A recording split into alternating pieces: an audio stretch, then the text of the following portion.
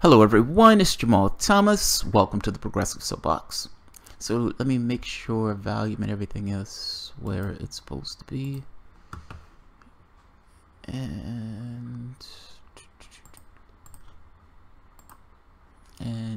yes, volume is good. And I'm seeing myself moving in the corner, so I'm going to assume that I am up. So guys, I wanted to discuss essentially Democrats failing to protect dreamers. Ultimately, there was a vote in the House today. There were 13 Democrats that went along with this vote in the House.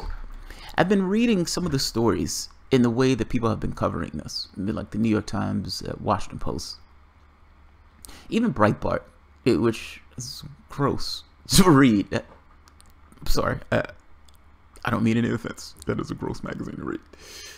The Perspective, I don't like Perspective. But they continuously miss something. Like, oftentimes, the story that they're giving is Obama did X. He did a Dreamers program. And Donald Trump comes in office. Donald Trump completely gets rid of it. And he gives it to Congress to do something about it. And they completely skip that first part. Did Obama know that Donald Trump was going to come into office? And I want to show you something. I guess my feeling is, be honest about the perspective.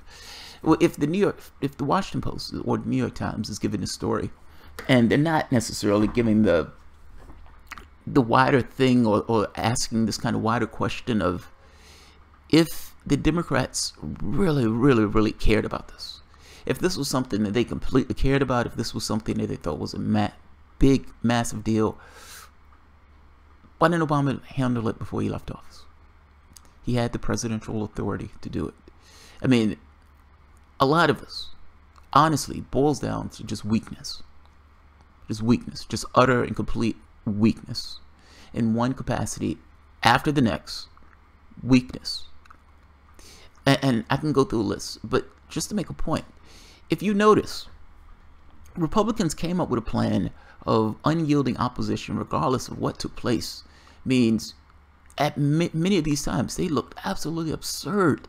It looked completely absurd. Now, yes, they were going to have these kind of cultural lemmings who, regardless of how ridiculous they were being, regardless of the crazy things that they said, regardless that they would repudiate their own positions. It's like, I had this position 4 years ago, but now I'm completely repudiating that position because this Democratic president is essentially leaning to the right and espousing my right-wing positions. But unyielding opposition meant unyielding opposition. And they were willing to essentially band together over things that they themselves were paid to do. Lower my taxes, don't allow Democrats any wins, lower my taxes. And that's what they did. They banded together even when they looked insane. At the very least, you understood that there were certain things that they believed in. Capital, cash, bribery, yes. Not necessarily good things, but things that they, for the most part, believed in. At least, they believed what they were paid to believe. What I'm getting at, though, is the Democrats. The question is continually asked, and I think the question is continually asked for really good reasons. What do you believe in? What do you actually represent? You made a pledge that you were going to stand by, you were going to protect DACAs, the Dreamers, even if it was one of these things of sitting and going into a government shutdown. Republicans were willing to go over the debt ceiling, like understand the gravity of that, over not paying the government's bills, meaning bills that the government has already accrued. We're not going to pay the bills we've already accrued. We're going to use this as a political gimmick. What do you actually believe in? What do you believe in? And I'm going to talk about this from a few ways. One way is going to sound extraordinarily callous. The other way is going to be more so on how I actually think how they should behave. Let me read the story first. In fact, I want to look at Keith Ellison first. Keith Ellison is going to make an argument here. And this argument, it's as if the last 8 years has never taken place. That's one of my pet peeves. I hate that. I absolutely hate that. Stop acting like this problem just came into existence with Donald Trump. President Obama implemented a mediocre, tepid Band-Aid And he used these dreamers as a political stunt instead of actually doing something to put them in a more permanent position. He has the presidential authority to do that. If he wanted to do that, he could have pardoned each and every one of them. He didn't do it. He didn't do it. This half measure, this piecemeal solution, it's like, come on, shit or get off the pot. Make a choice. What do you actually believe in? These half-meal solutions, man.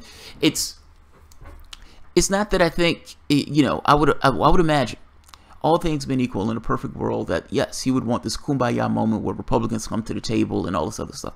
They weren't going to come to the table regardless of what took place. They weren't going to come to the table. You already got slaughtered, and you were in your second term at this point.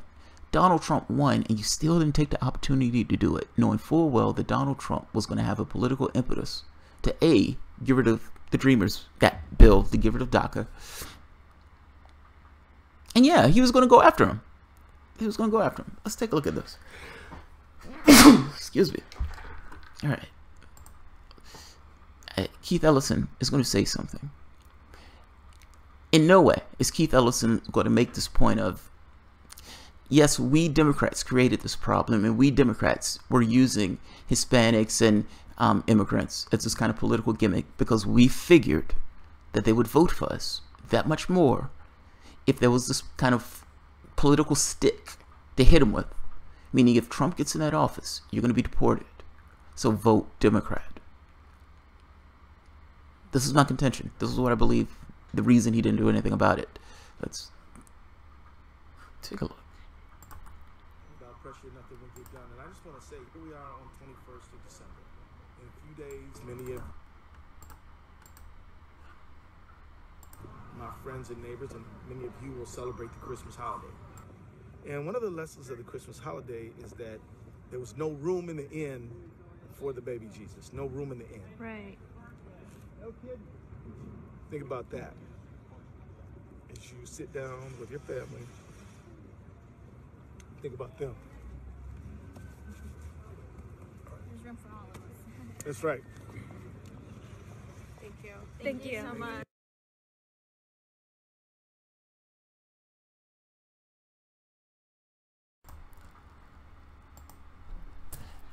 Donald Trump didn't create this problem, dude. I think this is the part that annoys me. And again, yes, Donald Trump is gross. Donald Trump was being taken to court. And it's very likely they might have struck that down, meaning forcing this to come to a head. Regardless, Donald Trump didn't create this problem. I don't like the political stunt. That's all I'm saying. If he really cared, if Democratic Party really cared, they wouldn't be doing this half measure. They wouldn't be using a stick approach of we're going to force people to vote for Hillary Clinton by putting their livelihoods in jeopardy, meaning getting these people deported. No, you would take measures. Donald Trump has been in this office, and if nothing else, he's been putting through one executive order after the next. He didn't care about looking weak. He didn't care about what the people were going to say about him. He went in and he did what he was said he was going to do. He lied through his teeth. But there are certain things that you knew as a Republican he was going to do. And because he couldn't get those things through Congress, he went through those things to executive order. I'm making a point that Democrats continuously like to make this argument of Obama had no power in that office. He can do anything. He was just couldn't do anything. If nothing else, you can see what a president can do when they get in that office and they're dead set with their mind on a particular thing. I think these half measures continuously bring up this question of what does the party represent? What do you stand for? You made a pledge that you were going to protect the Dreamers. In this particular situation, instead of doing anything about it in the last 8 years, you've kicked the ball down the can. There's a Republican in office. That Republican has made the choice of, yeah, we're going to get rid of this plan. We're going to throw it to Congress. And no, we're not going to put this on the table in regards to this particular spending bill. We're not going to put it on the table. What are you going to do about it? Democrats have made a pledge. We're going to stand by these Dreamers. We're going to protect them. We're going to protect them. Fast forward to a few more weeks. Yeah, we're probably not going to. Yeah, we're not going to. It's okay. We're not going to do it. We're not going to do it. What do you stand for? What do you represent? What are the things that you believe in? What are the things you believe in? I mean, Keith Ellison is invoking Jesus. It's like, there's room at the table for Jesus. Okay, dude, I understand. At the end of the day, this is policy. It's not about Jesus. It's not about room at the end. You guys had the opportunity to do something about it, and you didn't do anything about it. This is my point. That's my point. I don't like the politics of this. If you cared about this, fix it. If you cared about it, you should have fixed it. None of this stuff of kicking it to the Republicans and now pointing at the Republicans saying, look at these dastardly, horrible people that are going to kick out immigrants out the country, kick these kids out the country. So, yeah, spare me the, the pointing and the screaming at the top of your lungs and all this other stuff. This absolutely annoys me. This is politics. Like, this is not... I've made this point sometimes that politics needs to be about more than just for the sake of politics. It can't just be we're going to use XYZ to tar the other party or hit the other party or something to this degree. It should be about more. And I understand this thing of politics in the sense of the way Democrats are looking at this. I'll talk about it after for a moment. But I kind of put that to the side. The choices that you make in this office, particularly when you have a group of Republicans that have already shown what it means to be this kind of unity, this kind of party loyalty to the extent or to the exclusion of everything else. And that wasn't even standing up for anything. Like, that was this kind of this shallow standing up for a particular cause. That cause just being profit. They were being propped up. In this situation, you're the party that actually is supposed to give a damn. It feels like going to a stadium, going to a concert, and everybody in the auditorium wants that person to do extraordinarily well. They want that person to sing. They want it to belt their lungs out.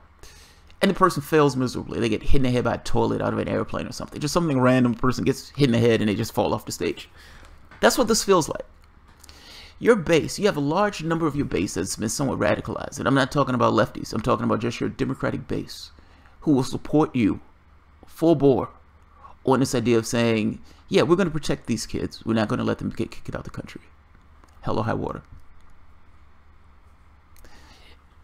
Even lefties, people who don't even consider themselves part of your party anymore, even they are looking at this saying, aren't these guys going to stand up for something?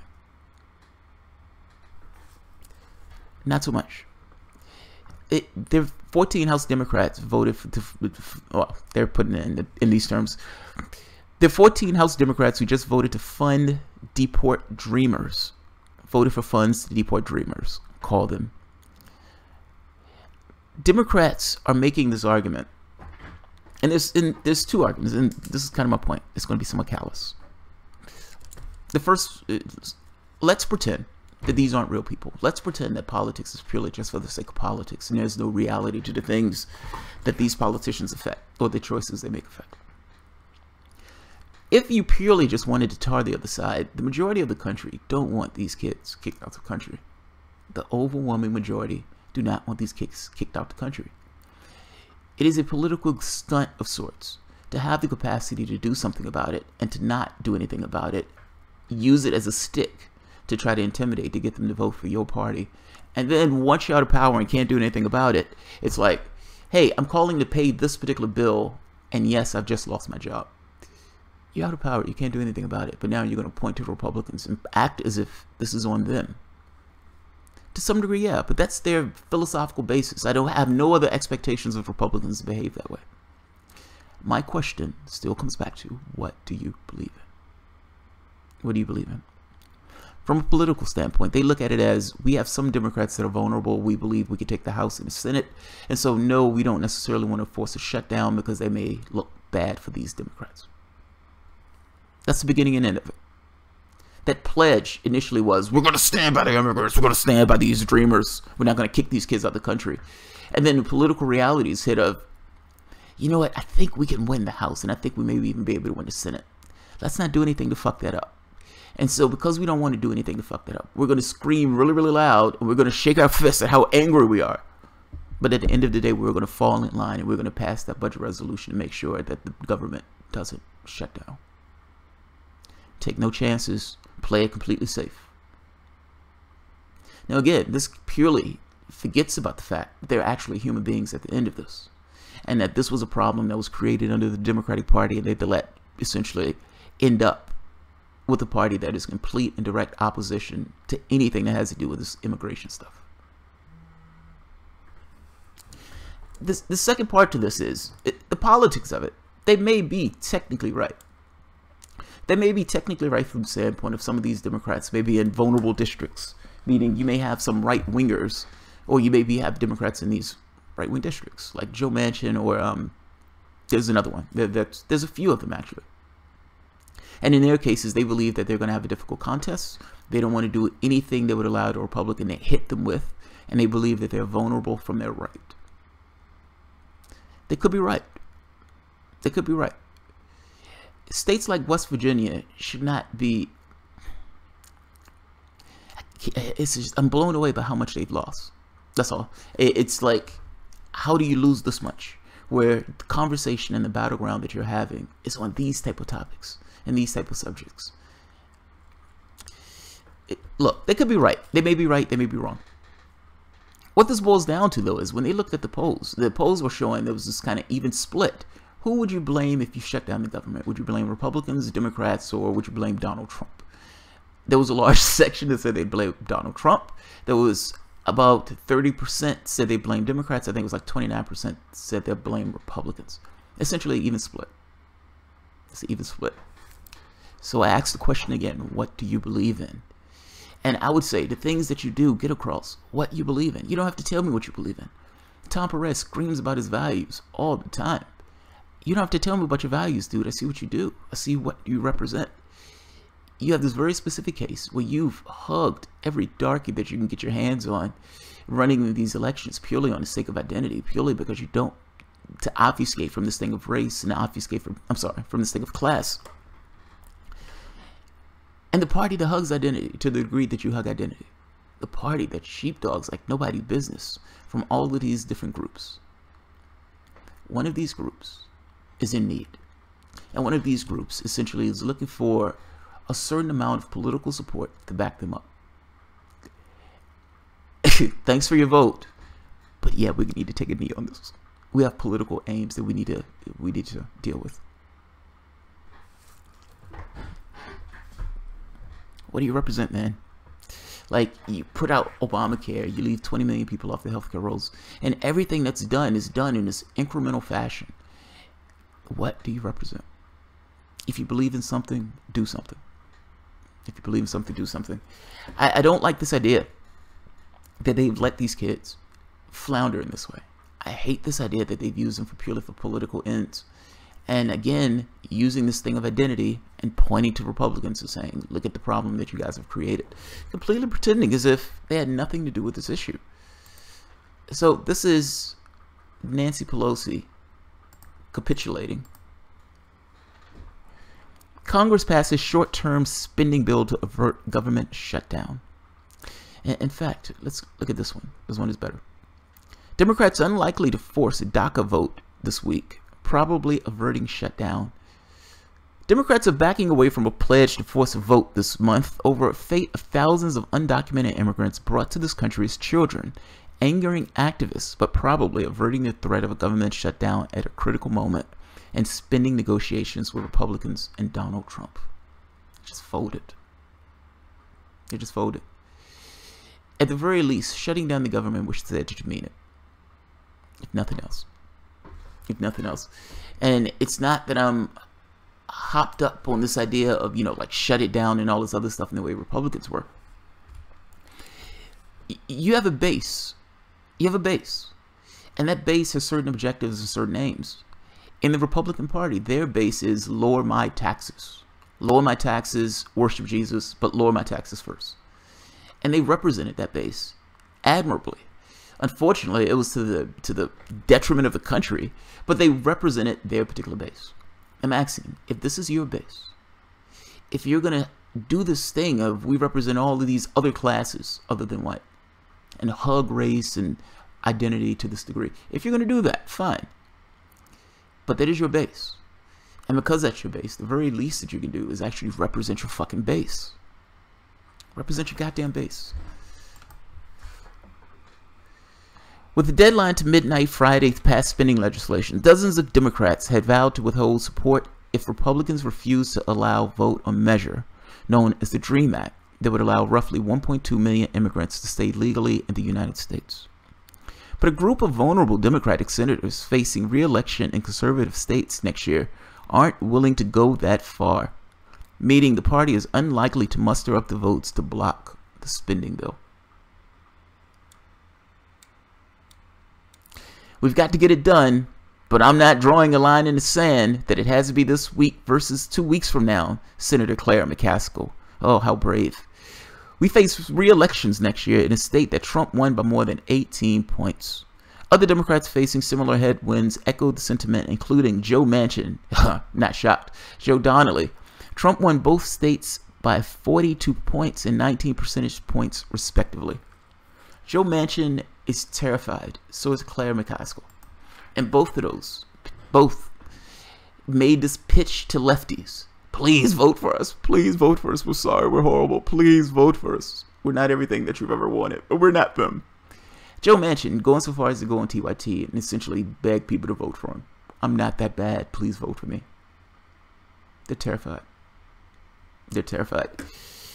The indignity of this will be if they lose their seats anyway, without standing for anything. Without standing for anything. It's amazing. Absolutely amazing. Their reluctance to enact legislation protecting Dreamers has exposed a rift among Democrats, with immigration advocates staging protests this week and accusing some Democrats of taking the party's Latino supporters for granted. Yes, they are. They are. Whether you realize it or not, you're in the same boat as African Americans and unions and these other groups. Oh my God, Republicans are terrifying and they're going to do really bad things to us if they get in office, so we vote for the Democrat. Now, you believe that you're voting because this party represents your interests. They're saying certain things, yes.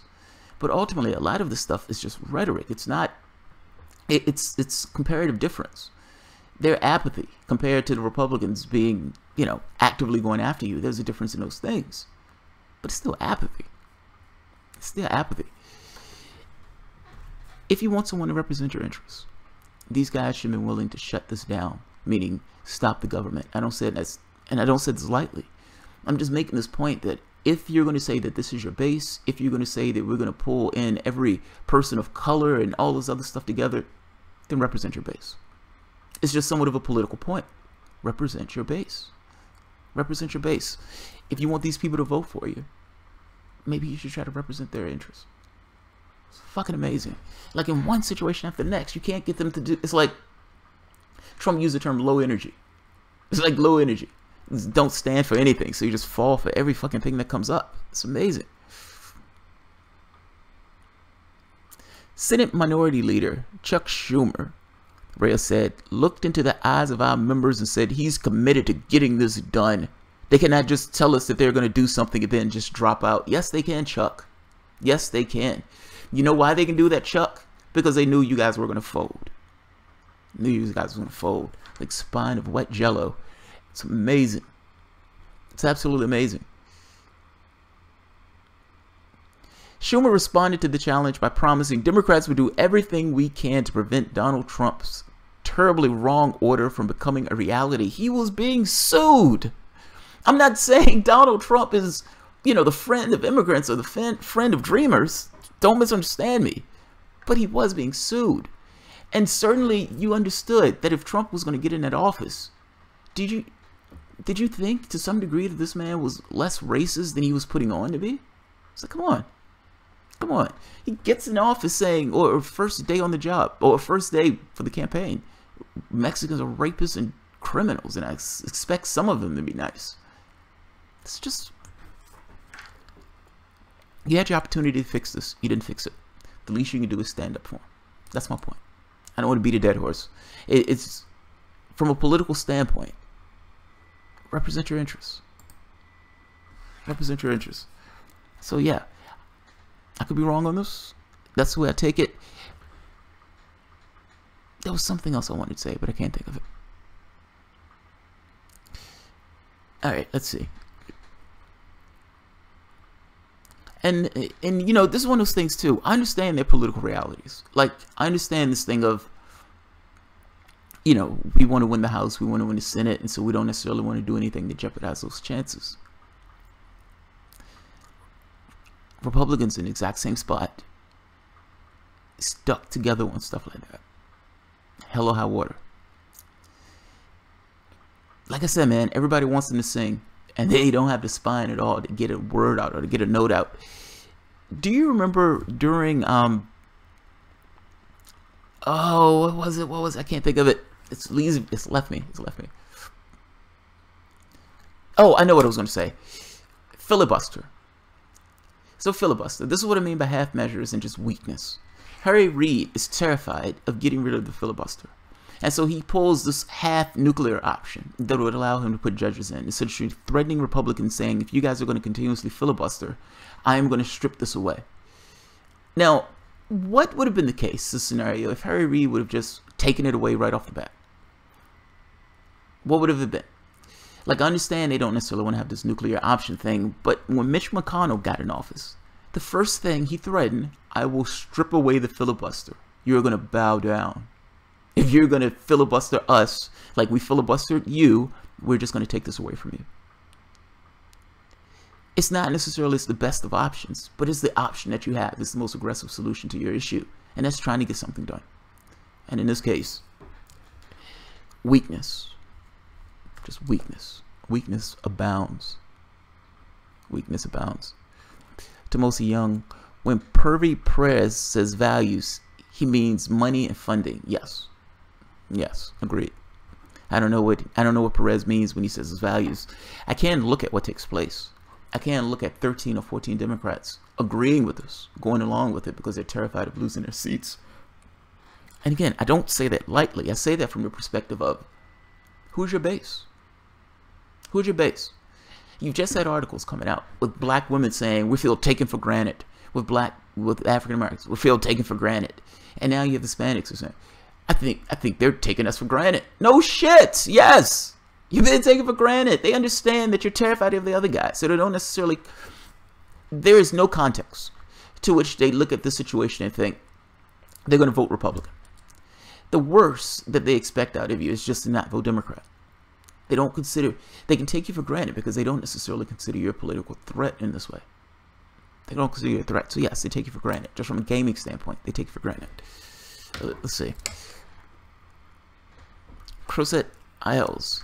The Mad Max right-wing militia world of what America certainly has a lot to do with immigrants fleeing to America. Will pretend that America's dark state diplomacy and Henry Kissinger is nothing to do with that. Yeah. Think about what's taking place in Europe, by the way. Like, you have this situation where all of these immigrants are flooding into Europe. These people flooding war zones. Who do you think started those war zones? Who do you think started those war zones? We invaded a country, killed 1 million people. The military was disbanded. That military went fleeing into other countries all throughout the Middle East. The behavior of us in that particular region of the world can be dialed back to this thing of the inception of ISIS in many of these cases. The war zones. Not to mention us funding the Syrian militants in this way. We're doing things that are sending refugees into Europe, and that's destabilizing Europe, where you have right-wing groups that are able to leverage the fact that all of these immigrants are coming into the country based on the wars and whatnot that are taking place in the Middle East, essentially fleeing a war zone.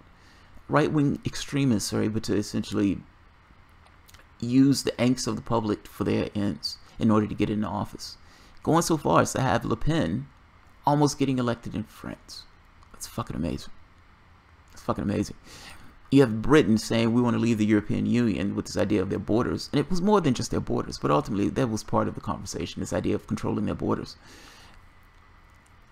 Yeah, our foreign policy, what we do abroad is not completely separate and distinct from the fact that people are coming here.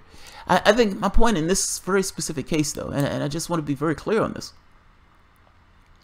this is not a problem that was created by Donald Trump.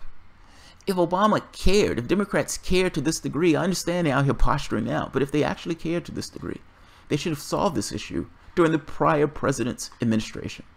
Donald Trump got into this office and doing one gross executive order after the next, and he gave two shits about what people said about him when he did it. the fact that the president could show that much strength, even though it is a gross strength in his way. The prior president could have did the exact same thing, particularly in his second term. This was a problem that he kicked down the can purely for political reasons. I understand me saying that will blow some Democrats' mind. Oh, Obama would have never done that. He would have never done that. Obama's a politician. Obama will use whatever leverage that Obama has at his disposal to try to get the results that he's trying to get. You can't invest in integrity. You can't invest this idea that these are good people or anything else. They have something that they're trying to accomplish, and they use whatever is at their disposal. In this particular case, a stick. A stick. Donald Trump is going to come in that office. Who do you think is going to be more pleasant to Hispanics, Hillary Clinton or Donald Trump? I will leave this problem for you guys to decide what you want to do. Yeah, it's aggravating. That's all. This is like gay marriage. Letting the dreamers in or kicking them out affects no one's bottom line. So the truth is, the real decision makers simply don't care either way. Yeah. Yeah, this taking it for granted thing, yeah. Pretty much. Pretty much. You would think for them to use immigrants to this degree for political hatchet, that they would actually represent those immigrants. Terry Robinson, it's exploitation in my honest opinion. Keep them scared but not collection full wages. Keep them scared but not collect full wages. Oh, you mean this some of these companies that would bring people over and employ them, gutting the wages in this way? Yeah, gouging. Josh Brill, yeah, when I visited I think it's California a few years ago, it reminded me of Indonesia. You have mansions and slums in the suburb parts. Oh, this disparity between wealth and, yeah. Yeah. These people deserve lives of their own in their own country. They shouldn't have to come here and work as slaves whenever they benefit us. Gardner, I actually agree with that. I agree with that. I mean, ultimately what we're talking about, though, is in this very specific case, we're talking about kids who came over. Even if you want to make this argument that, you know, they're illegal, ultimately they didn't necessarily come over on their own volition. They're fundamentally Americans. Like, I understand people have this legal definition of America as if that legal definition is a real thing. For all intents and purposes, they're us. They're us. I guess my point is we're talking about a very specific case. This is not this kind of conversation on we shouldn't be blowing up other countries and doing this other stuff. Or putting our fingers into the apparatus of those countries like we're doing Colombia and some of the South American countries. So, yes, I agree with that. Just as a flat fact, people should be able to have decent lives wherever they want to have those decent lives. Flat fact, yes, I agree. I agree. But that's a separate conversation on whether or not these kids should be kicked out the country and whether or not Democrats are going to be this weak in the face of actually standing up, literally being presented an issue. Like, you know, just this, here's an issue where you can represent what you represent. And they just crumple. Oh, just crumple. Just fall apart. Fall completely apart.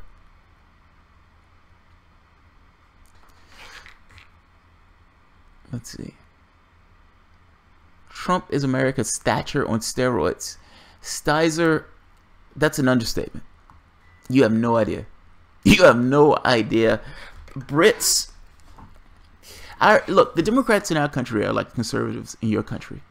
So that, I'm trying to give you some indication of what it means to have somebody that's so far off the political spectrum that you guys would not, you would consider them a far, far, far fringe right-wing party. Because that's fundamentally what they are. Democrats have just moved so far to the right. It's not like Republicans are going to say, hey, we're glad that you now agree with us. We could just be this kind of kumbaya. No, they're going to move further to the right. You've given us this much ground, we're going to take more. Yeah. Yeah, dude, you have no idea. Dude, by opposing another amnesty, the Democrats are trying to represent the interests of voters for a change. By opposing another amnesty, the Democrats are trying to represent the interests of the voters. But are those people, I guess what I'm getting at, Bob, who do you represent? And is it representing the interests of the voters?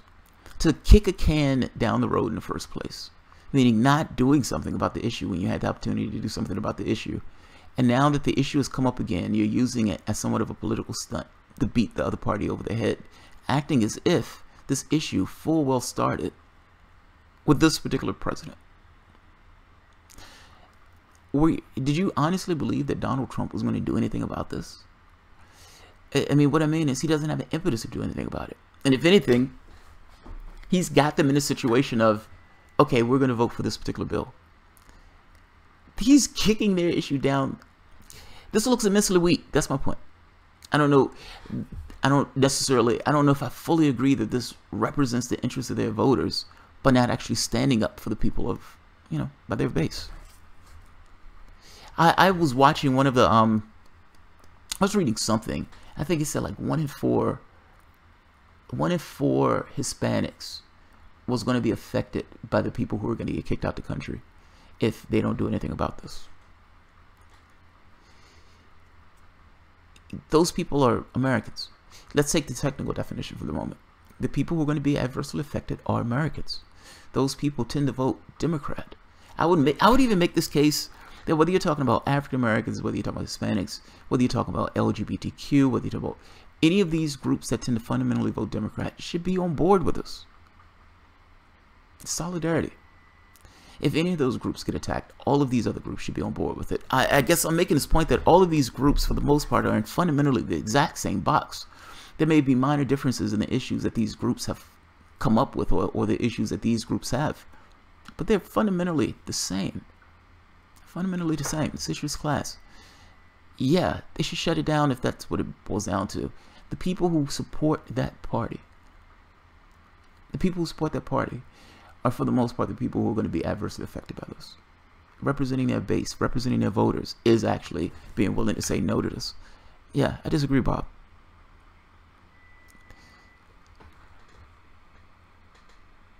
Isn't welfare in America pretty much a joke, though? Yeah, Bill Clinton destroyed welfare. That was supposed to be the lefty. That was the Democratic Party. And in destroying welfare and bragging about destroying welfare, 70% of the people that he kicked off the rolls of welfare were children. That's our left party in this country. Yes, this is a joke. Divine Mead. Yeah, to dispel any myths on immigration, the rights, they do get a Social Security number, but only a third of what Americans get, and they can only apply for welfare. Leftists in America have no empathy for their political opponents. Skip Rock. What are you talking about? I try to give all the context in the world when I'm talking about my political opponents. And even in this case, I am being fair to Donald Trump on this. I think many of the other cases you've heard, the person just fundamentally blames Donald Trump. I have no expectations of Republicans. Zero. I think they're a fringe group, and I think they're off the political spectrum. I think they're fucking nuts. So I have no expectations. In the same way, I have no expectations of crazy people. The person or the group that advocates this stuff and talks about, immigration and saying we're fighting for the immigrants and we're fighting for this and we're fighting for that and we're fighting for the poor and we're fighting for the middle class and we're fighting for the workers. The Democrats give lip service to this stuff. So if they're going to give lip service to this stuff, yeah, I call them on the things where they're giving lip service to. I didn't blame Donald Trump for this because my feeling was I have no expectations of Republicans on this, and I fully well understood that what Donald Trump was going to do when he got into office. So there were no illusions. If you did not want that maniac in that office, you shouldn't have ran like you didn't care that the maniac can end up in that office. And if you actually cared about this issue, I'm not demonizing Donald Trump because I have no expectations of Donald Trump. I'm saying that if you have the political momentum or the political will or the political clout or whatever you want to call it, you do it. You don't dick around. You don't do half measures. You do it. You do what you have to do. If you cared about this issue, you would have did something about this issue. That's my point. They became the extortionists and drug gangs there, and that's why the area is so dangerous to average citizens. You're talking about for the drugs thing, the drug trade in the United States. The exploitation of the United States criminality, I mean that in technical sense, not literal or descriptive, or in other countries. What is the thing that's going on now in Colombia where they have, if I am not mistaken, the United States gives Colombia more money than anywhere else in regards to the drug trade, military, and everything else. And the Colombian military end up killing. They've been trying to put down this kind of. They're not holding up to their agreements. They're doing like cocaine and everything else. The farmers stopped doing cocaine and started doing other plants, but they went with this idea of the government was going to help subsidize their living. The government has rescinded those particular those agreements, and in rescinding those agreements, the United States giving them cash. The United States has said you need to essentially put the screws to those groups, and you need to do what we told you to do in regards to starting back the spraying and all this other stuff. Yeah, we export this stuff. We export this stuff. I mean, we just had a tirade at the United Nations, essentially this screaming like a fucking toddler, and being the only vote, with everyone else condemning this particular country and isolating this country, protecting once again Israel. Fucking amazing. Absolutely fucking amazing.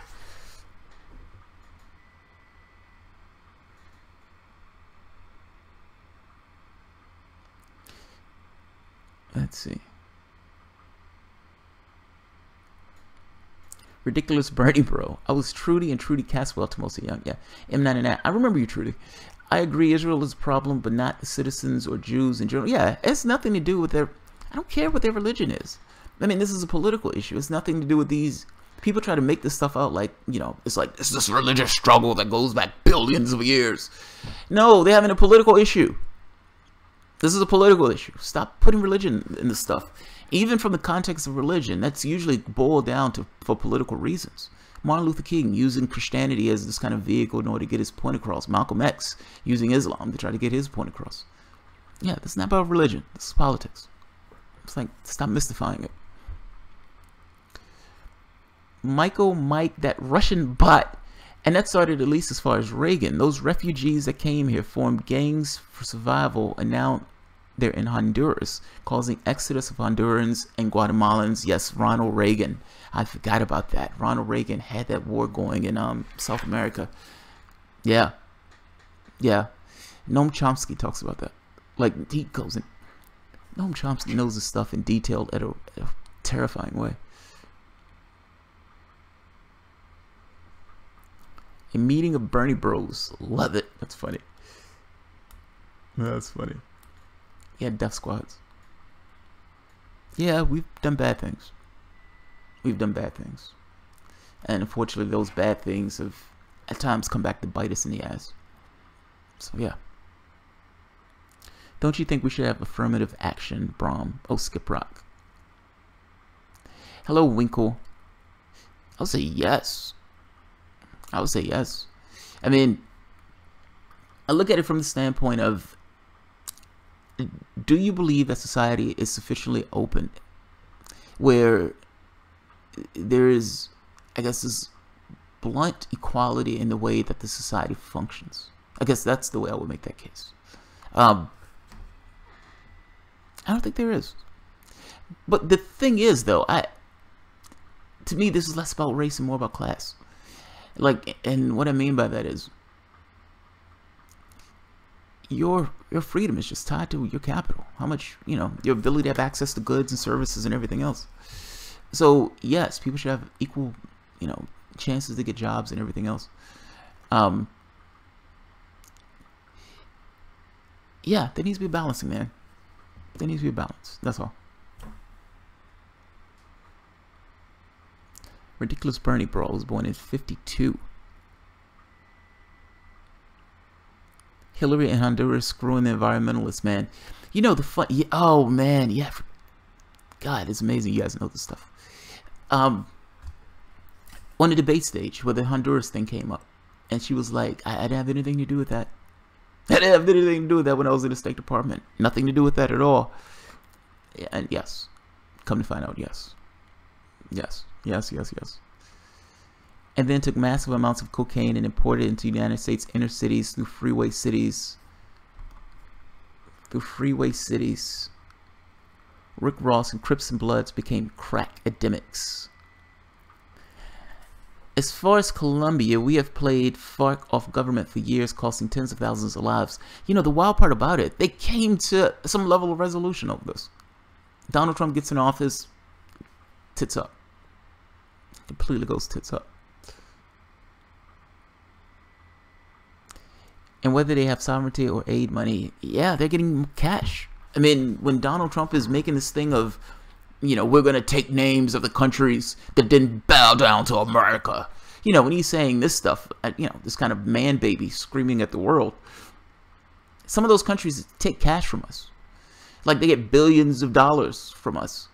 And then getting that cash, they want to make sure they keep that cash. We're essentially bribing other countries around the globe. And that bribery brings influence like it brings influence in anything else. Yeah. Garneau, she got up there and threatened them. The United States acts like Philistines. Yeah, it's embarrassing. It's embarrassing. It really is. I mean, what I do like, though, is that the rest of the world told her to go fuck herself. Yes, it was a symbolic vote, but everybody voted against them in this way. I liked it. I love that. I love this idea that the rest of the world grows a spine and a backbone and says, you know, hey, we think America is treating us like children. We think you're treating us like children. He literally stood up. She stood up. And we are taking names. We are taking names. If you don't vote our way, if you don't bow down, we are taking names. That is an amazing thing to say. That's an amazing fucking thing to say. It's like, fuck, man. That takes a level of balls. Like, yeah, that's an amazing thing to say. That's embarrassing. That's remarkably embarrassing. The way the United States is meddling in South, Central, and all to Latin America, I laughed when I heard the Russian meddling. Yes. I mean, and even the overt meddling. Like, yes, yeah. Knocking over Guatemala, knocking over Congo, knocking one country after the next, knocking over Iran. We just talked about the Colombia thing. Yeah, the United States is influencing one country after the next. Putting in dictators in some of these countries, these brutal regimes. Not to mention the explicit destruction of Iraq, the explicit destruction of Libya. They act as if these things weren't real countries. They act as if they weren't real countries. They act as if people weren't actually heads of those governments. That's also called regime change. That's destroying a country for your own whims. And you're talking about some fucking Russian meddling. Get out of here. Russian meddling. Vladimir Putin put $100,000 in Facebook ads. And Hillary Clinton was so incompetent they couldn't figure out how to win the election. It's amazing. Absolutely amazing. They were taking names. Shit was beyond belief. Yeah, that's amazing. That's amazing. Like, I've never heard that before. Like, I've never heard somebody flip out like that at the UN. Totally flip out. I'm gonna check your names. You're gonna fucking remember this. We're gonna remember this. It's like, wow. I can't believe he said that. And what right-wingers always fail to realize is that doesn't make you strong. That isolates you. That makes you weak. Ultimately, you've maintained an antagonistic posture with the rest of the world. And the rest of the world hates your guts. Britain and the United States are supposed to have a special relationship, and Donald Trump is not even allowed on some streets in that country. It's fucking amazing. It's absolutely amazing. So yes. I think there were some good lefty critiques of Jane Elliott, but she served a purpose. I don't know what that conversation is. Mark Wanja. Thanks for mentioning the Congo. Patrice Lumumba, only democratically elected leader in Congo, was taken out by the CIA. Yeah. Anytime any of these guys start coming up with this argument of, look, I think the resources of this country should be used for the people of this country. I know that's a mind-blowing revelation, but I think the resources of this country should be used for the people of this country. And I've taken this argument regardless. I think the resources of West Virginia should be used for West Virginia. I think the resources of... Yes, they topple that government. They put in their strong man. It's amazing.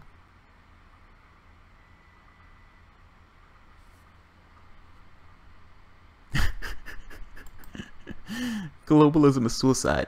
Globalism is suicide. Skip, I agree with you on that. I think we agree for different reasons, but I agree with you on it.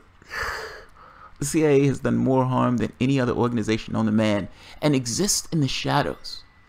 Like, you're talking about a criminal organization that's by law allowed to be a criminal organization and literally working in the shadows. If that means attacking the American public, then they would attack the American public. like using those LSD experiments on people in the public. It's fucking amazing. They do this stuff. I mean, this idea of attacking American citizens. With the JFK files being released, saying they were going to use Cubans in order to threaten American citizens to come up with a justification to go into Cuba. These people are fucking maniacs. They're fucking maniacs. Also, the alien shit you were talking about this week, how many of you have heard the Pine Gap? Yes, Pine Gap. Pine, I thought it was Ridge, but we might be thinking of something differently. Blah, blah. Economy is already globalized, though, right? Is there a way back from this point? I don't think people have issue with the globalization thing. I think their issue is they feel like they're getting fucked over by it. It's the difference in those things. There's nothing wrong at all with trading. The point of it is, though, you don't want to fuck people over in the process of doing that trade. And for the most part, that is what has been taking place. The very few have been advantaged while the rest have been taking it in the ass. And there's this secondary problem where globalization doesn't take into account the environmental dangers. Like, it's like, yes, California can grow wheat, but California, for whatever reason, is going to get its wheat from Italy, and they're going to boat it from Italy to California because it's cheaper to do that than California to grow its own wheat. And it's like, well, wait a minute.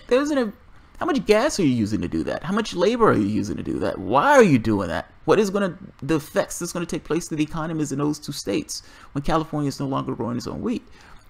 And I'm just using those as examples. That's not a direct thing. I'm just making this point of, we ship stuff from one place to the next, not necessarily taking environmental impact into account. Scientists have their hair on fire about climate change, global warming, the environmental damage that we're doing on this planet. Not taken into account. Off the table. Still off the table. We depend on scientists to explain our world around us. And this is not, this kind of new agey stuff. This physical matter reality. They build up bombs, bullets, ships, cars. They build all these things. Like all of these new scientific inventions and everything else. But on climate change, no, we can't do anything about it. It's like post-reality. It's like this idea that there is a looming threat that's associated with what we're doing on this planet, and it is eating us alive. And the people, for the most part, just go along, completely disbelieving the people who essentially build the world around them. In this one specific case, because that bites them in the ass in regards to the way they live their lives. I don't understand it. Like the worst case scenario, the worst thing that can happen in doing something in this way is you have a better world. That's the worst case scenario. Like, so it's like the deniers, the people who don't necessarily believe in science, those guys. Their worst case scenario is a fucking catastrophe. It's absolute global catastrophe. So yes, if the scenario of a green energy thing is a win-win, I'd take the win-win. Hands down, I'll take the win-win. New York has started growing more grain. NOFA-NY project started 15 years ago, found more flavor among the everyday advantage for doing it locally. Yeah, I love that. I love that. Devon Mead, a survivor of the Holocaust, barely got citizenship last year or the year before. Michael Mike, the Russian bot, plus now explosives in breweries with better beer. Explosions in breweries with better beer. Oh, dude, the alliteration is brutal. Orthidium. I remember seeing a cartoon showing aliens holding Earth's political hostage and saying to people, now do what you were told or let them loose. Do what you're told or let them loose. Bob Ramirez says, sadly, Jamal doesn't seem to have viewed the Project Blue Book film I sent him a link for. Bob, if I am not mistaken, I've watched that Blue Book film, and if I responded to your link, I've watched both of those films. I started going through, put it this way, Project Blue Book, I don't know if you knew what that was. So, not to mansplain, that was the government. That was a plan that was kind of done by the government in this kind of splashy way of, hey, we're looking for aliens. After the Roswell thing, everybody's eyes was focused on this, holy shit, that was a UFO. The government came out and said there was a UFO, and then the government walked back the story. Well, at this point, the cat was out of the bag at this point. Project Blue Book was their exploration, this kind of open public forum of looking into this stuff. But it was a wash. I mean, ultimately, they were doing stuff that tanked the results. The guy who was heading Project Blue Book stopped working and started to become a UFO investigator after Project Blue Book because he felt like the government was hitting him in the knees. The interesting case about Project Blue Book is the unidentified cases. There's like a large percentage of them that's completely unidentified, and they just left it as unidentified. They would be like, yeah, that cop saw this particular thing. I mean, yes, this guy is somewhat as a trained observer, and yes, he was watching his craft. It was pretty close to him over the trees. But yeah, that's probably swamp gas. That's probably swamp gas. It's like these military guys who've been out here in the field and everything else, and they've, you know, for however long they've been in the military, but they didn't necessarily know that that was just a balloon.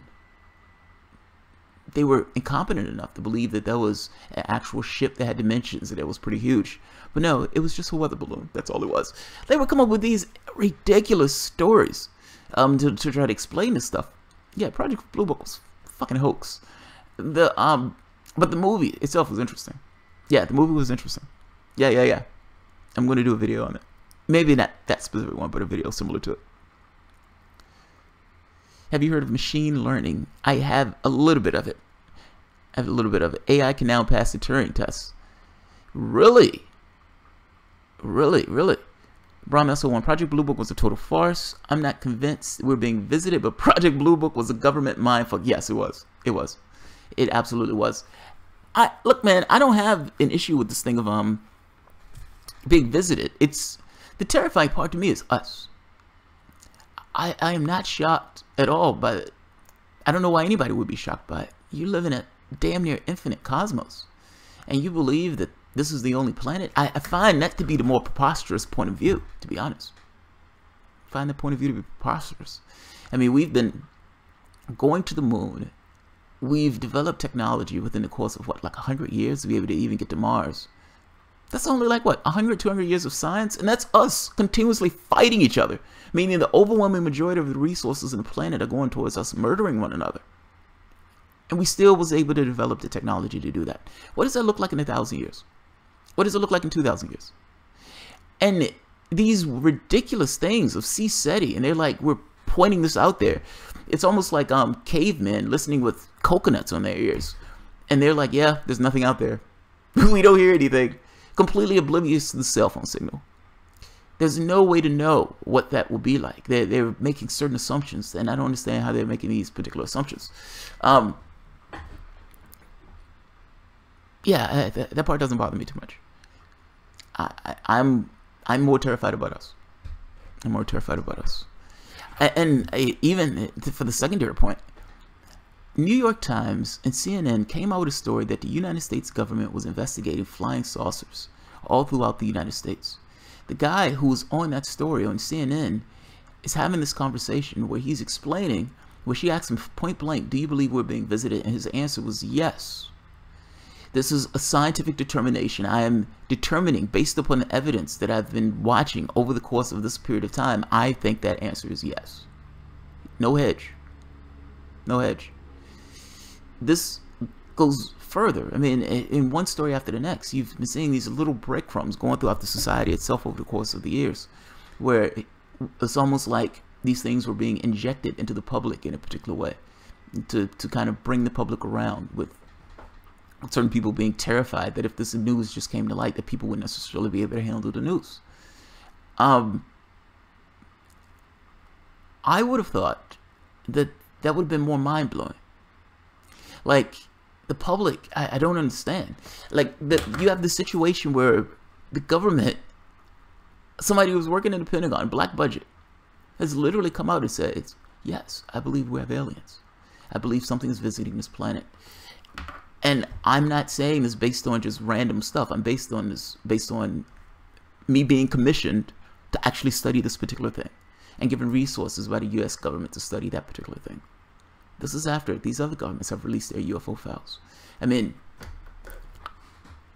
it's somewhat mind-blowing that the public looked at this and was like, that's interesting. What's on Twitter? What's on Twitter? That's mind-blowing. I don't understand it. That doesn't compute to me at all. When that story came out in the New York Times, I was like, holy shit, the paper of record is talking about aliens. Holy fucking hell. This is amazing. And then the next thing comes out where these guys are being interviewed. I don't know if people have realized it or not. If they look through WikiLeaks, one of the things that keeps coming up in the WikiLeaks documents are UFOs. Hillary Clinton wanted them to ask her about UFOs. And politically, she assumed that she was going to be in that office and she wanted her to open the books.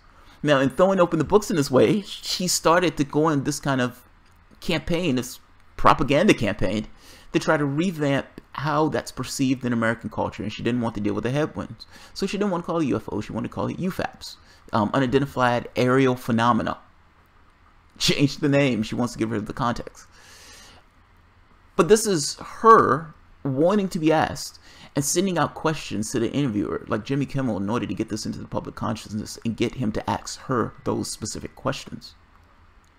I want you to understand what I'm saying. She was pushing this politically to get this out into the public consciousness. This wasn't just a random question that Kimmel asked. This was a question that she prompted him to ask, and was disappointed in other situations where other interviewers didn't bring this up. It just seems like this would be more mind-blowing, that's all. You have paper of record. People always say, where are they? Where are they? How come there's no evidence? How come things aren't being leaked? And you have this situation where the paper of record comes out and it's running a story like this. And then the media networks come right behind it and run a story like this.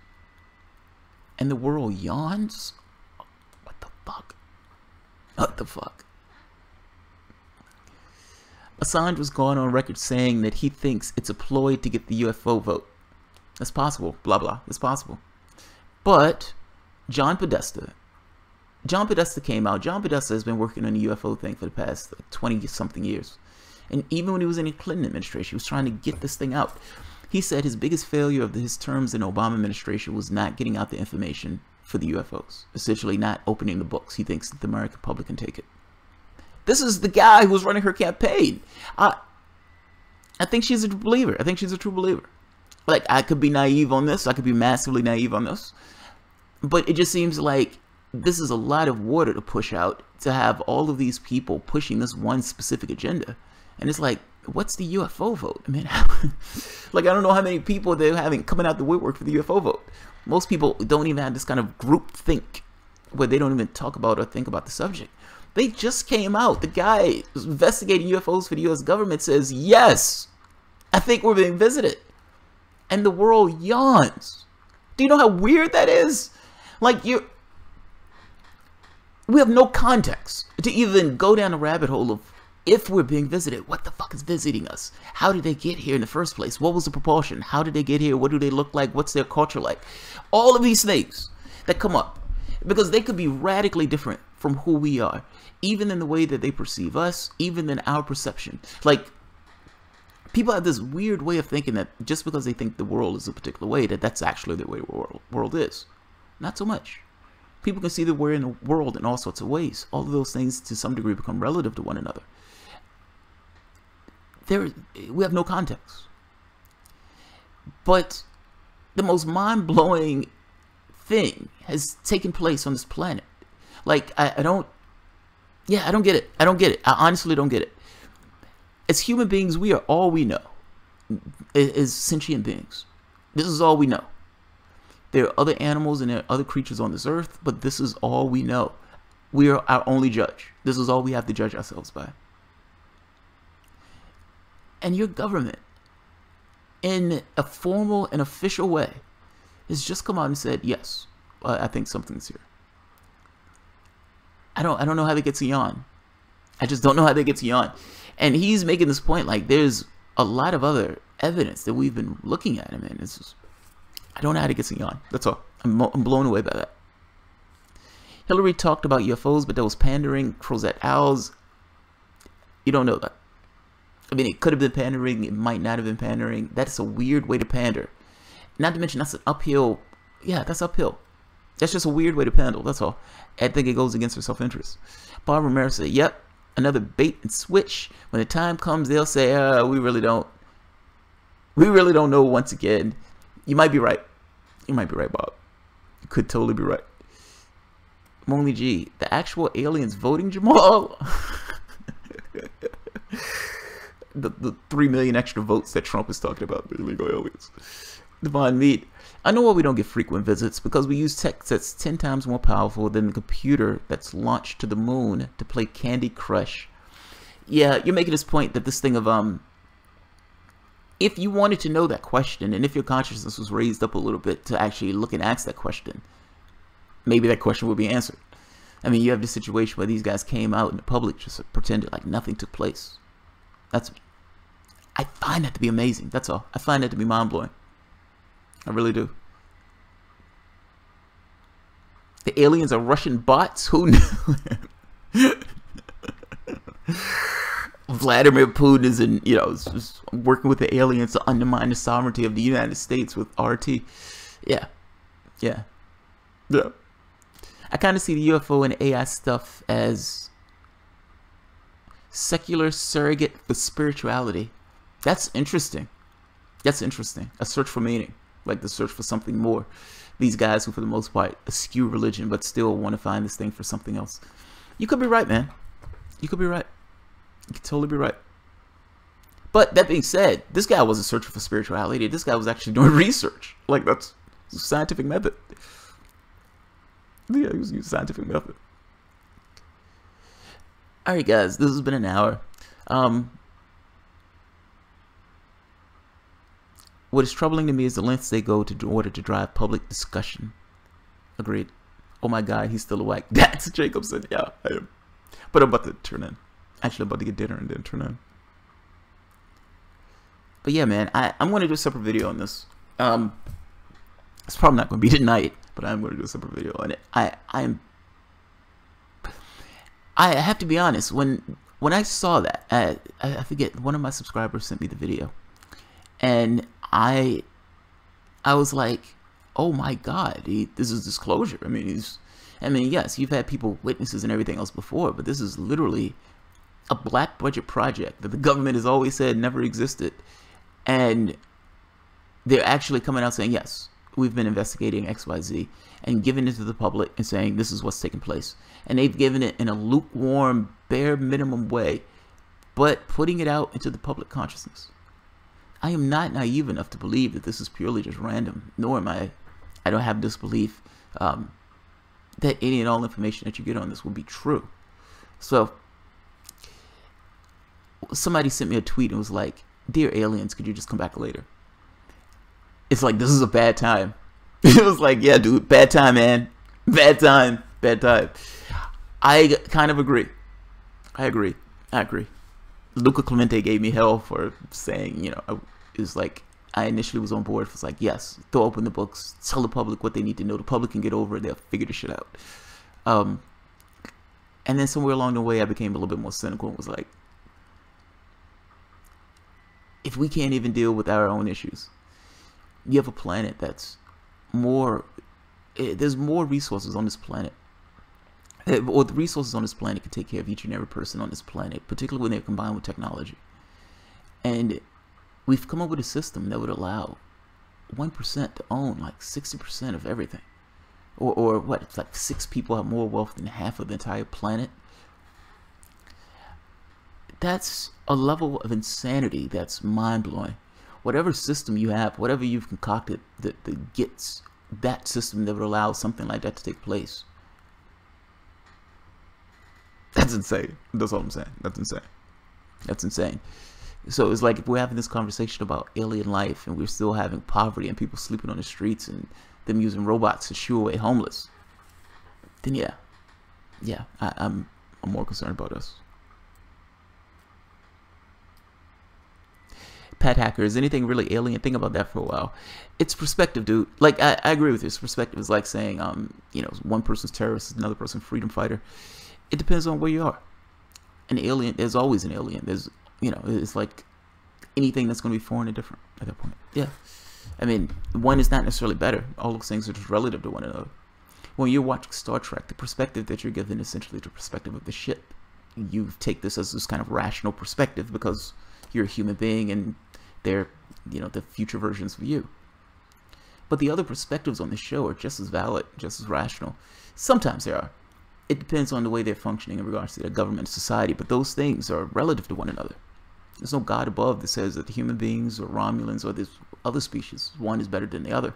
It just depends on what your particular value system is. So yeah, everybody's an alien, nobody's an alien. Depends how you look at it.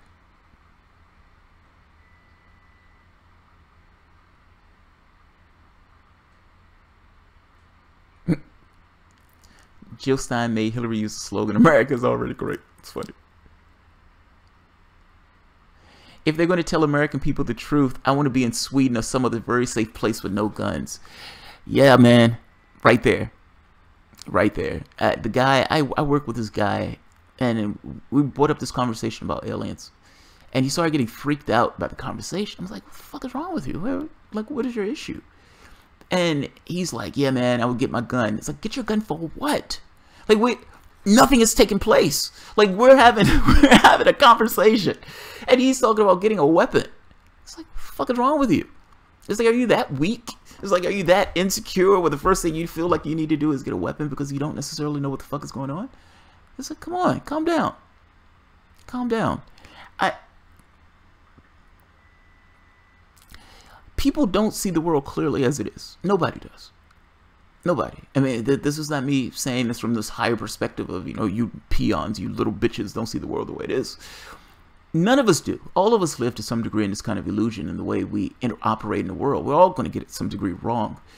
We have, you know, some get it closer to reality than others, but ultimately we all to some degree get it wrong. I say this to say that we think. Look, this is not a hit at HA. I've watched. I've been. I was somewhere in this. I was catching a bit of shit on Twitter because of a video I did on Jordan, and you had a few fired up females who didn't like my perspective. Now, and to be fair, I was being real snarky. I thought it was funny. I was having a good time, and so yeah, I was being snarky. But ultimately, they were like, you know, you didn't reach out to us. You didn't invite us on your show. You bastard, you asshole. How dare you say that Jordan wasn't guilty and wasn't a rapist and all this other stuff.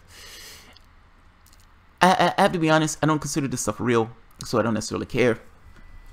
But I do try to be fair. Meaning, when I do this, I do try to be fair to dissent. So if I'm saying something, yes, I was being snarky and everything else, and I acknowledge I was being snarky. But at the same token, you know, me being snarky, I had no feelings invested in it. So I didn't necessarily take anything said poorly. And I was reading what this, I was like, well, let me see. Let me make sure that I'm not necessarily wrong on this and how I've taken this up to this point. And so I ended up going to the source that's doing the Jordan bashing. HA has had like a string of 50 women on his show bashing Jordan. Now, whatever you want to think about Jordan, it wasn't 50, I'm exaggerating. But it was a slew. It was a slew. It was a lot. It was a lot. And some of which were like, shame on you, Jamal. I was like, shame on me? What? What's taking place? Why are you shaming me? And so I watched the videos. I was like, all right, let's see what they have to say. Maybe I'm wrong on this. Maybe I'm missing something. Maybe there's something that I'm fundamentally missing about the scenario.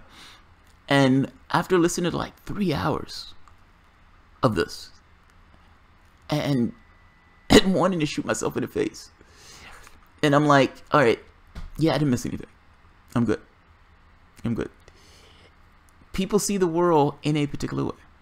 And in seeing the world in a particular way, they full well believe that other people should conform to the way their way of the world is. Like, that there's no gray area in this. Like, the way they see it, they know it's like the word of God. This is what is taking place. Everybody else is a sniveling asshole. If you don't necessarily toe my line, you're whatever. Down the line. That's not necessarily the way the world is. And other people, other beings are going to have different perspectives. Human beings can't even take into account the fact that we have different perspectives on this stuff. And I understand there are going to be some perspectives that are grossly antagonistic because they're going to be directly opposed. Meaning, if you're talking about giving somebody $1 billion tax cut while at the same token kicking somebody off of some social program that's going to give healthcare to kids, then yes, I'm going to think you're a horrible fucking person. Because ultimately, my value system, my humanist value system looks at this stuff and says that's wrong. But at the same token, I know there's no such thing as right or wrong. I look at this stuff from a humanist way. This is my lens. This is the way I look at the world. But let's take out the antagonistic games. Let's just, within the left, it's like people will find even small stuff to go at each other about. And it's like, can we accept that people are going to just look at this stuff as being somewhat different? It doesn't necessarily mean they're horrible. It doesn't necessarily mean they're wrong. It doesn't necessarily mean you're right. All of those things could potentially be, you know, none of those things mean anything. That's what I'm getting across. In the context of the larger perspective, it's like most of the stuff we agree. Most of the stuff we agree. So this idea of bringing somebody else into the mix when we can't necessarily even get along for our own side, how does that take into account? Like, think of all the religious maniacs that are running around who believe that Jesus, you know, rose from the grave and believe God has angels and all this other stuff, and aliens come into the mix and they have no paradigm to which to process that. Think of all the space hippies. They're going to look at these guys as being gods and, you know, Jesus and God has come back. Think of all the people who think, oh my God, there's going to be an alien attack on the planet. Think of all the people who say there's going to be a false flag attack on the planet. Think of the news networks. Think of what Fox. Think of what MSNBC. Think of what Rachel Maddow is going to come out. Russians are piloting the jets and Donald Trump is working with the Russians in order to use UFOs to attack America. Think of this stuff. Think of what's true in your society right now. Think of the honest to God where you can put your finger on and say what's true. I would wager to you that you have no capacity at all to figure out what's true. You're awash in narratives. And now you're bringing into this thing that's coming from supposedly somewhere else. And you're adding this into the mix in a world where there's nothing that's true. How do you know what's real? You can never put your hands on what's real.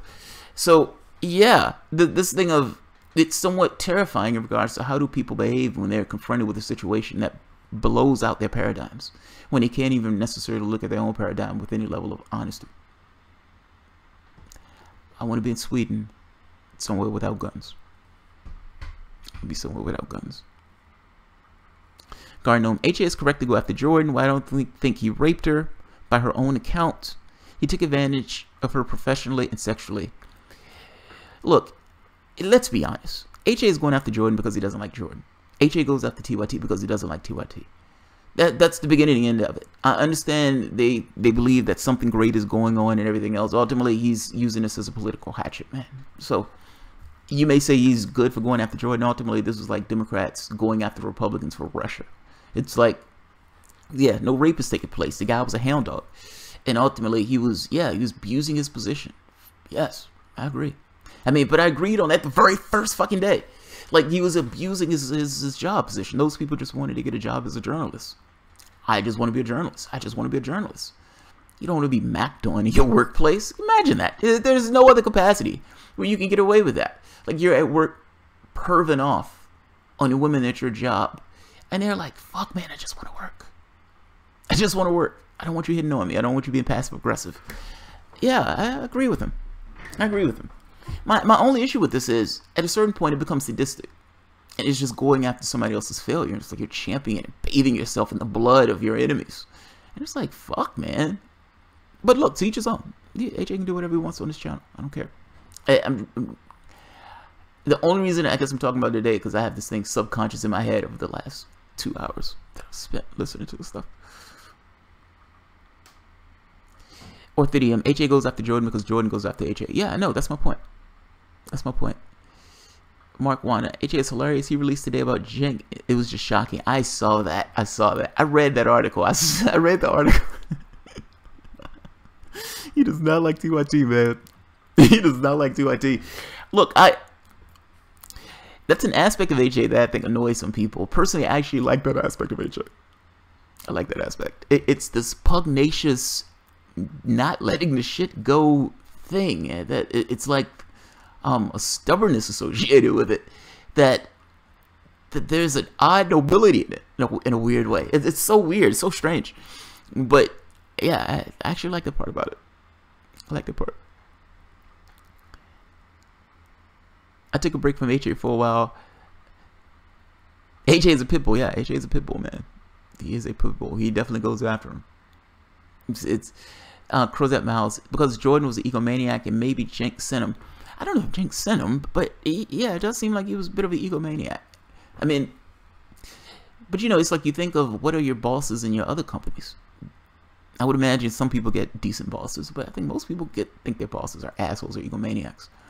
The issue here is not so much that he's an egomaniac. My only complaint with the videos was it was just innuendo, and I heard this and I saw this, and someone were like, I never even met him. It's like, what? What? How are you giving testimony? You never even met him. It's like, shit, man. Yeah, it's just he's putting a hatchet in him. That's all. He's putting a hatchet in him. He's bathing in the blood of his enemies, and he's enjoying himself as he's doing it. Yeah. I think he asked him the question. Look, the mind-blowing revelation. I was sitting in the car, and yeah, some of it was funny, man. Some of it was funny. Like, one was extraordinarily intense. I was like, oh my god, this woman is terrifying. But one of the other ones, her testimony, the last woman I watched, I can't think of her name. Her testimony was more damning because she came off as just being earnest. Like, some of the others had this feeling of, yeah, I am pissed off, I'm putting a hatchet in him, that type of stuff. The woman who didn't feel like she had that feeling about it, and she's just giving her testimony, and you're listening to it like, yeah, that sounds bad. That sounds bad, because she sounds like she was telling the truth. And that was one of the parties. It was like Tatum. Oh man, this is sad and funny. Tatum using like buying weed and writing it off for their taxes. Oh, that's awesome. That's awesome. And HA uncovers this, and HA is like laughing, and I'm in the car falling the fuck out. Most of the interview, I'm like, oh, dude, you're just putting a knife in this guy. This looks really bad. This looks like just a political hatchet job. And he gets to that point, and it's just, yeah, it's just funny. that part was just fucking hilarious. Just like, yeah, they were using Tatum to write off their pot. It's like, what? They were doing what? They were using Tatum to write off their pot. They were using it as a work expense. They were using it, Tatum, right? And at that point, it was just, yeah, that was funny. That part was funny. That part was fucking hilarious. HA is a sadist, a satirist to a degree. Yeah, HA is not a right winger. I know people like to make this point that he's like, you know, HA is backing up Trump and all this other stuff. He may be backing up Trump, but he's not doing it because I think he thinks Trump is fucking awesome. I think he looks at it as Democrats are the problem. And I actually agree with him on that. I agree with him on that. It's like propping up Godzilla in order to go against King Kong. He thinks propping up Trump to some of this degree, I think, assists in his aims of weakening the party for the next go-round. I could be wrong, but that's what I think.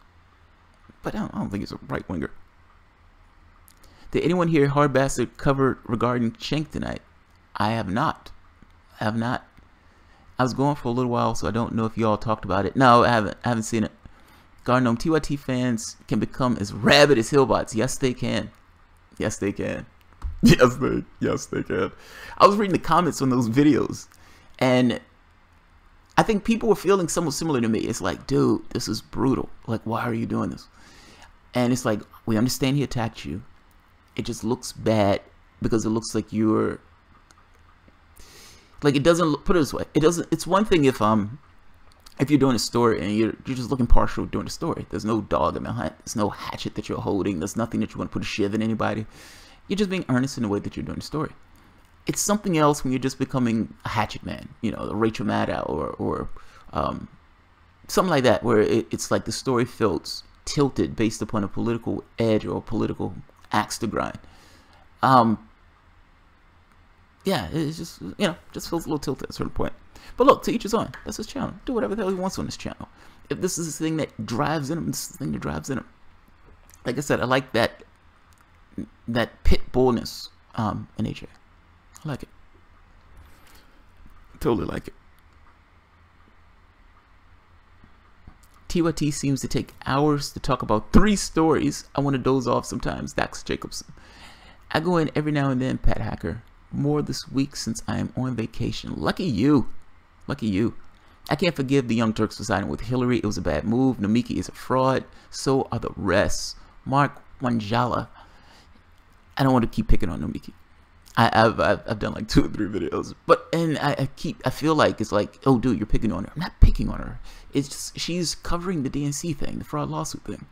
Not the fraud lawsuit. I'm sorry. She's covering the the unity reform thing. So it's, you know, it's like the person who's covering it is the person you're covering.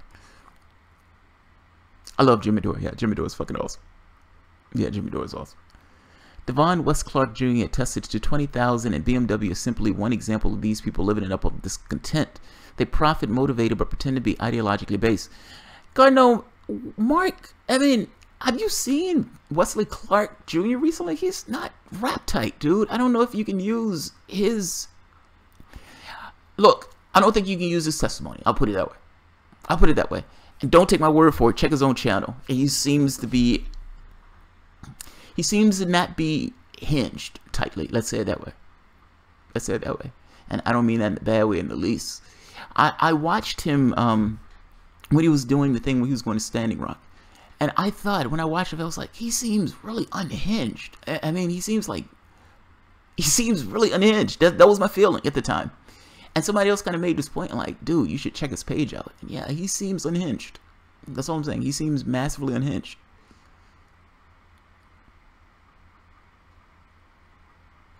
Look it up, Devon. Judge for yourself. What's going on? Packard. Mickey Khan's a Democratic Party operative. She is working to get Schenck a super delegate appointment. Are you serious? Is that what they're doing for real? No fucking way. That's amazing. That's amazing. That's amazing. I don't know if that's true, so we can't necessarily take that as a word of God, but it will be interesting if it is. Namika is a sheepdog. It doesn't matter what goes on in her mind. She is a sheepdog, but I do believe what goes on in people's minds matter. What people think about matters. Devon Mead, and I can give many examples of TYT doing the right thing. Right on, Devon. I rely on facts, not shit talking. I did look it up. Right on, Devon. Don't take no shit off guard, no. Let's see. Feel the same about TYTs. Justice Democrats can't trust their candidates. Here's the thing, though. I mean, their candidates... My rule is the same. My rule hasn't changed on this. I support the person who's going to represent my interests. If I was in West Virginia, I don't give a shit that Paula Swearengin has a Justice Democrats by her name. Take Joe Manchin out that seat. I want Joe Manchin out that seat. This purely, though, depends on what you believe the person is going to represent your interests or not. I guess I'm making this point that what's near their name is less important than who the person is. That's what I'm trying to make the point of. It's like the idea of you saying, I'm not going to vote for Paula Swearengin because she's a Justice Democrat. Why on earth would you prefer Joe Manchin or the Republican maniac in that seat? Paula Swearengin. Look, I like Paula Swearengin. I have a sweet spot for Paula Swearengin. Not in a... that sounds bad. Not in that particular way. I just mean... Well, I saw her at the People's Summit, and there's sometimes where something happens and something gets ensconced in your head. That's just the image of that particular thing that's in your head. I think she's earnest. And because I think she's earnest, going up against Joe Manchin, I would prefer her to take Joe Manchin out that seat. I totally would. The fraud lawsuit, the lawyer said it all. Doesn't matter how you change the rules. The DNC will not follow their own rules. Donna Brazile acting like she didn't know what they said. BS. That was BS. That was absolutely BS. Absolutely. Absolutely. Absolutely agreed. Wes is crazy, but I don't think he's a liar. I didn't say he was a liar. I didn't say he was a liar. I just said I think he was a little unhinged. I think he was a little unhinged.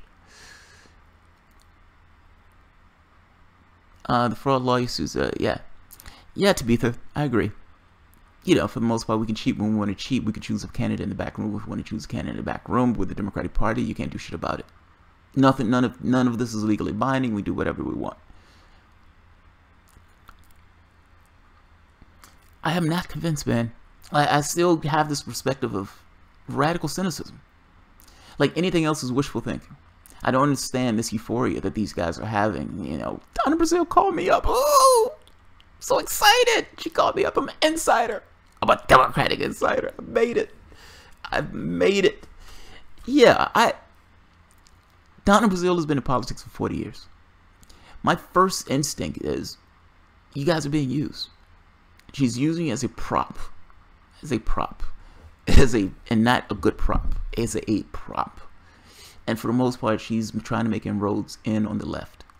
The thing is, she doesn't have to make inroads on your network. For the most part, you'll vote for the Democrat regardless of the situation. If your candidate loses, you'll vote for the Democrat, so it doesn't really matter. But I do think she cares that your audience. I do think it matters to her audience. Meaning you have a lot of lefties out there, when they ask the question, do you believe that Donna Brazile is trustworthy? What, 80% on that poll came back no? It was like a poll they were circulating. I'm assuming that the people who were answering that poll were lefties. And so I would wager that my perspective on this is similar to most lefties. It's like, no, I don't trust this woman. I don't trust this woman. If you can't be honest with me and tell me that you cheated, then no, I'm not going to trust anything that comes out of your mouth. You're a Democratic operative. Call it the way, call it like it is. So yeah, I think they're trying to pitch their case. And they've defined TYT, Tim Black Show, those type of shows as being a ways of making inroads into the left. They understand that they lost those people and they need to get that audience back. People 65 and under, they don't have them. I mean, I'm sorry, 40 and under, they don't have them. Those people are somewhere else. They're not going to catch those people on mainstream media and all this other stuff. They are going to try to catch those people using networks like the Young Turks. So, I mean, look, I take Nomika Concept to work. It's just, I think she's wrong. Like, there's a difference in those things. And this is not because I think, like there's this kind of other solution for 2018 or something like that. I love the Our Revolution thing. And if they're able to get those things passed, meaning push through the DNC, then yeah, at that point, we have to at the very least admit, okay, fair enough. You were able to put your reforms up and they were able to unrig the process by 60%. Fair enough. Fair enough. Fair enough. My rules hasn't changed. My rules are the same. You vote for the person who represents your interests. And you pull that party to you, not the other way around. And if that party needs to continuously lose, that party needs to continuously lose. It needs to understand that it can't necessarily function in the way it's functioning. And it needs to be a penalty for bad behavior. You only get that by voting their ass out or being willing to not vote for them.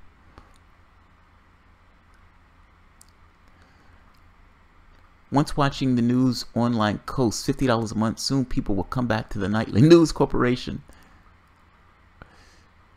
If you don't think he has an agenda, then you won't know you're a Zionist. What?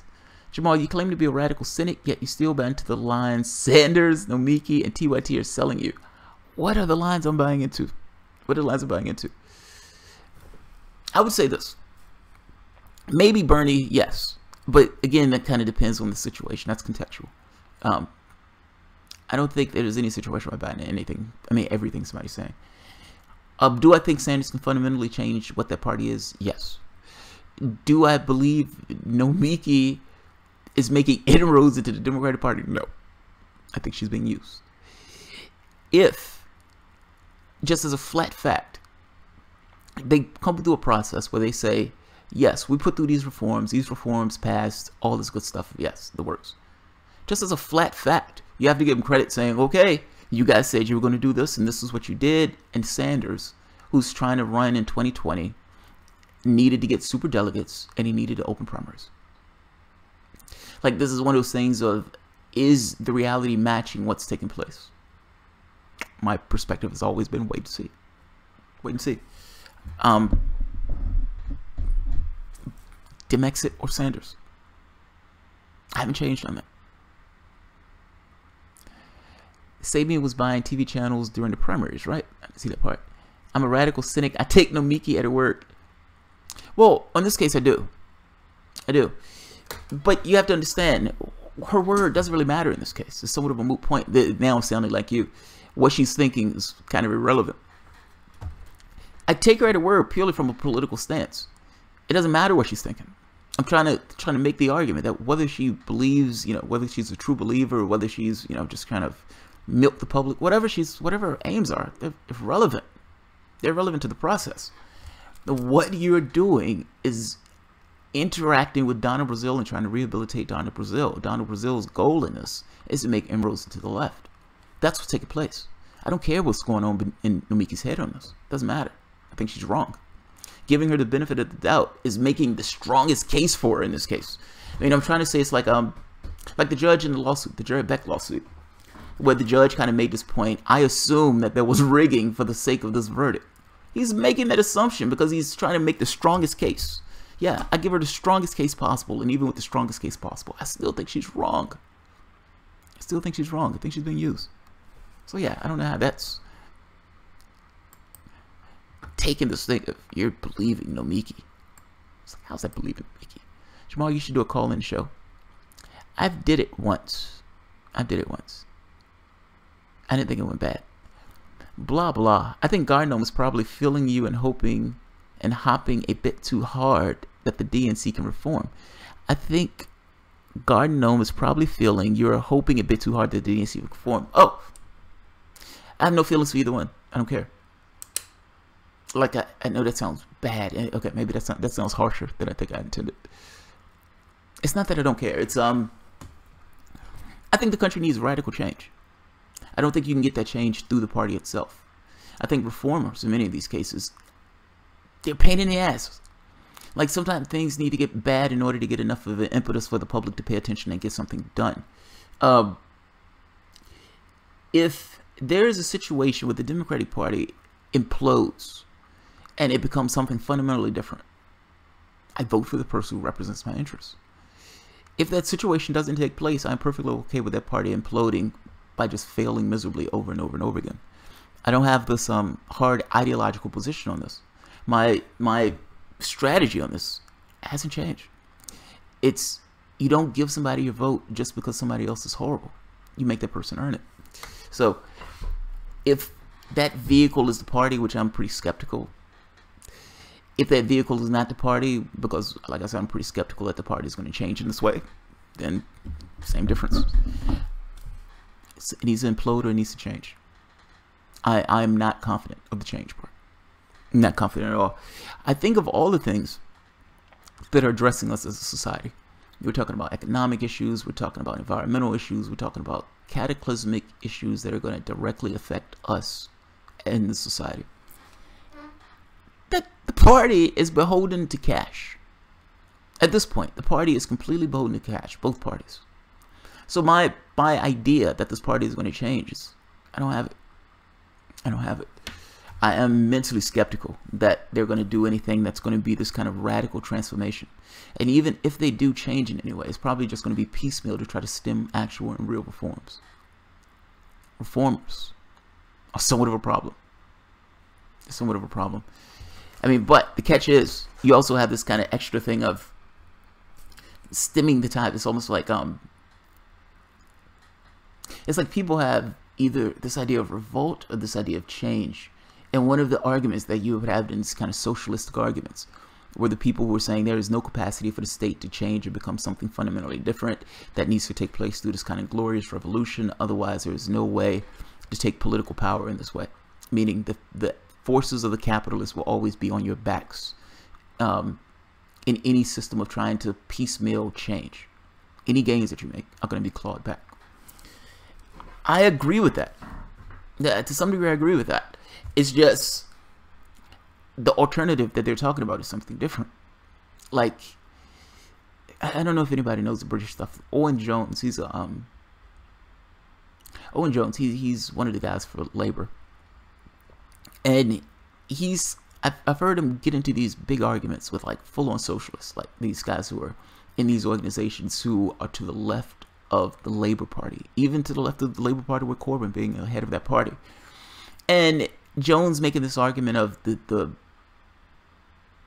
non-revolutionary, like the piecemeal one, this idea of, well, look, Labour can become something and Labour can become a vehicle, and you guys haven't shown that you can win from the left. This is the argument of the piecemeal reformer. In the United States, it's somewhat different. Like, the argument is slightly different. But I still think it boils down to be the same thing. You have a party that is fundamentally a capitalist party. That's their vehicle. Do I expect anything to actually change out that party? Not the way the party is now, no. But just from a historical context, the party can change. Like, just as a flat fact, it can change. So this idea that it's, you know, it's like this thing is impossible. Everybody always believes that their context is going to go on forever. That's not necessarily true. Oh, Democrats used to be flaming racists. Well, now they hug identity to the exclusion of everything else. Democrats used to have this thing, this kind of lefty progressive legislation. Well, not anymore. Now these guys are just blue-collar billionaires, or blue, fighting for blue-collar billionaires. You've had times where Republicans were going for these ideas of raising taxes to 90%. You've had times where Democrats had taxes at 70% that weren't necessarily these hawkish figures. You've had a motley crew of figures. And you've had political winds that do shift, and those political winds do change. This flat fact theory that things don't change is insane. History doesn't bear it out. So I'm ambiguous sorts of stuff. If ultimately I just want my agenda pushed. If that means the party itself is implodes and becomes something different, great. If that means something else springs up where you can get either Greens or DSAs or something like that in, great. Great. There's nuance in the position. I guess that's what I'm trying to say. Like prohibition, that's never good. Yeah, they should have gotten rid of prohibition. I think all drugs should be legal. M99, the multitude of news stories out there to distract people. Yes. I prefer the latter and the fighter. What? I prefer the latter and fight her than what we have right now. I lost context on that one. They aren't usually that popular though. What's it? 70 mil United States population. Most people are willfully uninformed. No, the United States population is 320 million. It's like 320. Trump is not a Hitler like a fascist. Trump is not a Hitler like fascist. That is mainstream media garbage. He is GOP and he's totally out of his element. He's a babe in the woods. Oh, that's funny. Jamal, you're a little behind to understand. Yeah, I'm in arrears on this one. Yeah, I'm in arrears. Yeah, Trump is, they're making him out to be this thing that he's, Donald Trump is just an overly gross Mike Pence. That's it. And the difference is Mike Pence can actually get shit done. Mike Pence is terrifying. Donald Trump is incompetent and doesn't know what he's doing. He's bumbling through this. He's just a GOP. Republicans are just that rabid and that batshit crazy. He is just your typical Republican. Yeah, I agree. It's a placeholder until 2020. From our standpoint, yeah, he is. Yeah. Alright, guys. I am going to end this. Thanks, guys, for showing up. It is extraordinarily late. Yeah, it's extraordinarily late, so I'm going to get some rest. Yeah, I don't have anything else to say. I think this started with this whole thing of Democrats not living up to their philosophical responsibilities and protecting the people who they're supposed to actually protect, which is their base.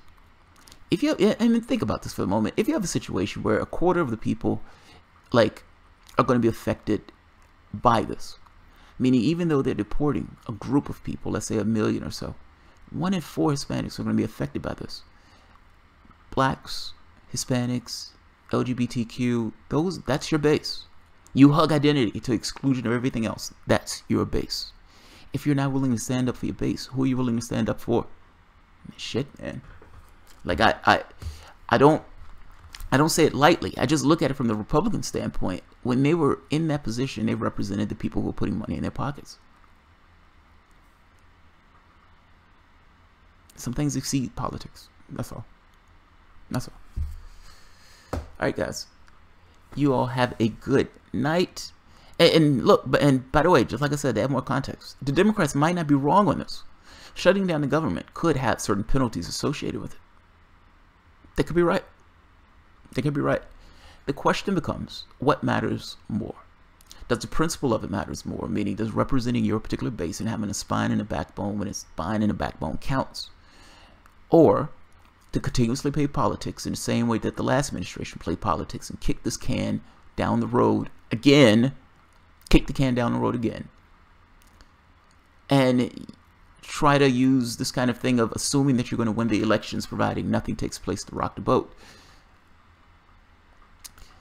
Both sides can make an argument. It boils down to what you believe matters more, the politics of it or the actually representing the interests of the people you're supposed to represent. And I'd argue that that is the politics also to some degree. How are those people going to feel? That you weren't willing to go down the line on this, that you pledged something and then backed off of your pledge, and understanding that Obama was knocking Hispanics out of the country breaking the records before Trump got in that office, and full well understanding that Obama had the capacity to do something about this before passing this off to Donald Trump. What is your base going to think when it's time for you guys to vote and time for you guys to get elected? I feel this is similar to Standing Rock. Like, when the Standing Rock thing came up, you had all of these Democrats who wasn't saying squat about Standing Rock, but scream about their values anytime, scream about their values in a heartbeat. Obama pardoning a turkey while his Native Americans are actually getting their heads bashed in. I mean, it's like, what do you represent? And you had all of these lefties who's looking at this and like, oh my God, these Democrats are spineless. They're spineless. They don't represent anything. What do you represent? Nobody knows. You scream about your values, but nobody knows. And in this situation, the one feather in your cap that you scream at, like nobody's business, is identity.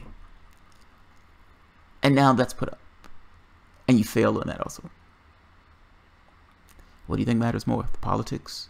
Or do you think the fact that they need to represent their interests, represent their base? I personally think the latter, but I understand the argument of the former. So, I will leave it at that. Alright guys, y'all have a good night.